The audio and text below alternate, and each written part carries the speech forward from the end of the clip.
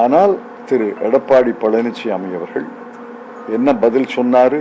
அந்த பதில் தான் எனக்கு அதிர்ச்சியை தந்தது. பாதகம் வரும், பாதகம் வராது, நான் படிக்கல, அந்த பதிலெல்லாம் சொல்லல. என்ன சொன்னாரு?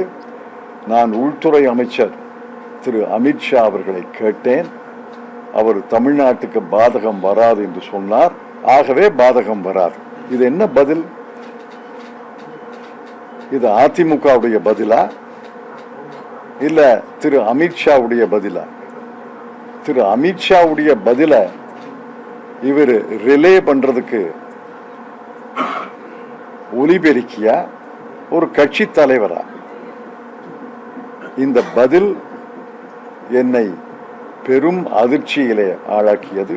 நேற்று தேர்தல் பரப்புரை கூட்டங்களில் இதைத்தான் சொன்னேன். திரு எடப்பாடி பழனிசாமி அவர்கள் கருத்தை கேட்டால் திரு அமித்ஷா அவர்கள் சொன்ன பதிலை சொல்கிறார். இது எப்படி ஒரு கட்சி தலைவருக்கு அழகு என்று கேட்டேன். அதனால பேராபத்து நிற்கிறது. டீலிமிட்டேஷன் செய்ய வேண்டும், அதுல ஒன்றும் தப்பில்லை, அதான் அரசியல் சாசனம் சொல்லுது. ஆனால் டீலிமிட்டேஷனை நேரடியாக செய்தால் பளிச்சுன்னு மக்களுக்கு தெரிந்துவிடும். அதற்காக 50% கூட்டி அப்புறம் டீலிமிட்டேஷன்ல குறைத்து, இது என்ன ஏமாற்று வித்தை? இது மாயை. இதை தமிழக மக்கள் புரிந்து கொள்ள வேண்டும் என்று என்னுடைய வேண்டுகோள். இப்ப கேள்வி கேளுங்க.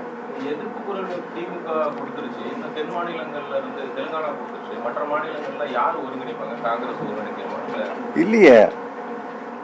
கேரளத்துல காங்கிரசும் மார்க்சிஸ்ட் கம்யூனிஸ்ட் கட்சியும் எதிர்ப்பு குரல் கொடுத்திருக்கிறார்கள். கர்நாடகத்தில் திரு முதலமைச்சர் திரு சித்தராமையா அவர்கள் எதிர்ப்பு குரல் கொடுத்திருக்கிறார். ஆந்திராவில் எனக்கு அவர்களுடைய நிலைப்பாடு தெரியல. அங்க 2 பெரிய கட்சிகள், தெலுங்கு தேசமும் YRSCP ஜெகன் ரெட்டியோடைய கட்சியும், அவர்களும் கருத்து சொல்ல வேண்டும், கருத்து சொல்வார்கள் என்று நம்புகிறேன்.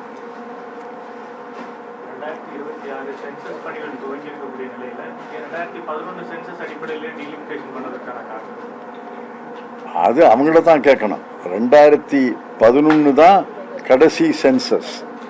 2021 சென்சஸை நடத்தாமல் போனது இதற்காகத்தான். 2021 என்ன பிரச்சனை? சென்சஸை நடத்தி இருக்கலாம்ல. 10 ஆண்டுகளுக்கு ஒரு முறை சென்சஸை திட்டமிட்டு நடத்தாமல், இப்ப பழைய சென்சஸ் கணக்குப்படி நான் மறுசீரமைப்பு செல்கிறேன் என்றால் மக்கள் ஒன்றும் ஏமாளிகள் அல்ல. நான் சொன்ன கணக்கில் என்ன பிழைன்னு சொல்லணும். நான் சொன்ன கணக்கைத்தான் பல வல்லுநர்கள் சொல்லி இருக்கிறாங்க. இன்று இந்து பத்திரிகையில நீண்ட தலையங்கம், முழு பக்க தலையங்கம் எழுதியிருக்கிறாங்க. மற்ற பத்திரிகைகள் எல்லாம் தலையங்கம் எழுதும் என்று நம்புகிறேன். நீங்க நான் சொன்ன கணக்கில் என்ன பிழைன்னு அதிமுக திரு எடப்பாடி பழனிசாமி அவர்கள் சொல்ல வேண்டும். பிழை இல்லை என்றால் இதனால தமிழ்நாட்டுக்கு பாதகமா இல்லையா? இதனால தென் மாநிலங்களுக்கு பாதகமா இல்லையா? அந்த கேள்விக்கு நேரடியாக பதில் சொல்லணும்ல. நேரடியாக பதில் சொல்லாம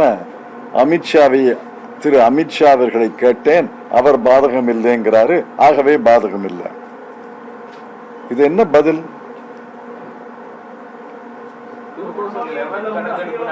மெட்ரோ கொடுக்க முடியாதுன்னு சொன்னாங்க, கோயம்புத்தூருக்கு மெட்ரோ. இதே 2011 வந்து மக்கள் தொகை அடிப்படையில் அவர்கள் ஒரு நிலைப்பாட்டில் ஒரு நிலையில இருப்பது கிடையாது. வாய்ப்புக்கு ஏற்ப, சந்தர்ப்பத்துக்கு ஏற்ப, சூழ்நிலைக்கு ஏற்ப அவர்கள் நிலைகளை மாற்றிக்கொள்வார்கள்.